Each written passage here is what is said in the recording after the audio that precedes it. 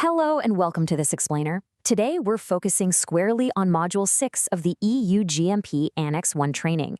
Now, if you work in pharma quality or engineering, you already know that keeping sterile environments truly sterile is an immense challenge. So what's the ultimate defense? Well, it's separating people from the product. Over the next few minutes, we're going to look closely at barrier technologies, single-use systems, and equipment design to see exactly how these physical and mechanical boundaries work together to protect the critical zone. Okay, let's dive right into this. Here is our defense in-depth journey for today. 1. Separating people from product. 2. RABS versus isolators. 3. Single-use systems assurance. And finally, 4. Equipment design and maintenance. Just a quick note, we won't be covering things like cleanroom particle grades or environmental monitoring here. Our strict focus today is purely on equipment and barriers. Right. Section 1. Separating people from the product. Here is the golden rule. Keep the operator out of the critical zone entirely. Why? Well, because we humans are essentially just walking particle generators. We literally shed microbes constantly, so physically separating us from the product is your absolute strongest lever against contamination. Annex 1 actively expects you to consider barrier technologies, and importantly, whatever you choose must be thoroughly justified through quality risk management and then properly captured in your contamination control strategy, or CCS. To truly understand these barriers, let's make sure we share the same vocabulary. First up, RABS, which stands for Restricted Access Barrier System. Think of this as a rigid physical barrier equipped with glove ports, and it's backed by grade A unidirectional airflow. Its entire purpose is to heavily reduce how often and how invasively an operator has to intervene in the critical zone. Now, let's contrast that immediately with an isolator. An isolator also provides a grade A environment, but notice the critical keyword here, it's sealed. It is a completely sealed enclosure that is separated entirely from the surrounding room. And you might be wondering, what actually makes that sealed grade A environment possible? The answer is biodecontamination. This is an automated, validated process, like using vaporized hydrogen peroxide, for example, that rigorously reduces the bioburden inside the isolator before processing even begins. It's a mandatory prerequisite, not an optional extra.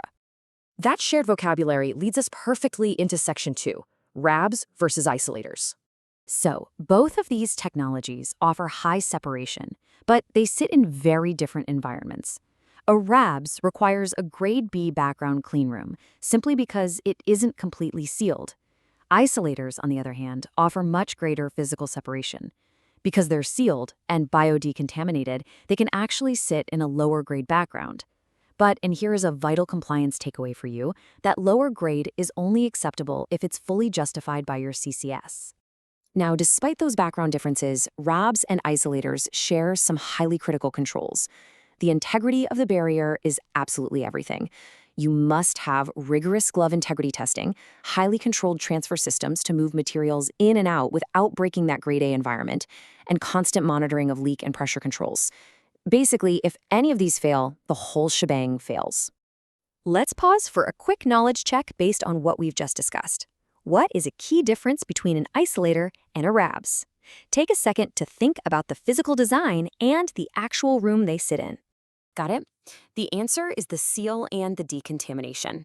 An isolator is a completely sealed, biodecontaminated enclosure, and that is exactly what allows it to sit in a lower grade background than a RABS, provided, of course, that it's justified by your QRM and CCS.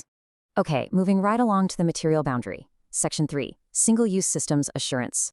A single-use system, or SUS, is a pre-sterilized disposable product contact assembly that's used just once and then discarded. The immense benefit here? They arrive already sterilized. You are entirely eliminating the need to clean or sterilize that equipment between batches at your facility, which removes a massive cross-contamination risk from your whole operation. But this presents a truly unique challenge, which brings us to our next knowledge check. When you adopt a single-use system, what does assurance of sterility most critically depend on? Think about it. If you aren't sterilizing the equipment on site yourself, where does that risk actually live? The risk shifts almost entirely to your supplier. Sterility assurance now depends on your supplier qualification, their validated pre-sterilization processes, and the physical integrity of the assembly itself. So your compliance takeaway here? You must govern your suppliers tightly. You've got to pay very close attention to extractables, leachables, and change control, integrating all of these systems into your CCS just like you would with traditional equipment. Which brings us to our final mechanical boundary. Section 4, Equipment Design and Maintenance. Let's look at how this builds across the lifespan of your permanent sanitary machinery. It all follows a very strict life cycle. Step 1 is design. It must be cleanable, sterilized in place wherever possible, and absolutely free of dead legs. Step 2 is qualification. It has to pass strict IQ, OQ, and PQ before you ever use it. And Step 3 is maintenance. Preventative maintenance and calibration must be rigorously planned and constantly assessed for any sterility impact. The overarching theme to remember here is that your equipment is a literal part of the sterile boundary.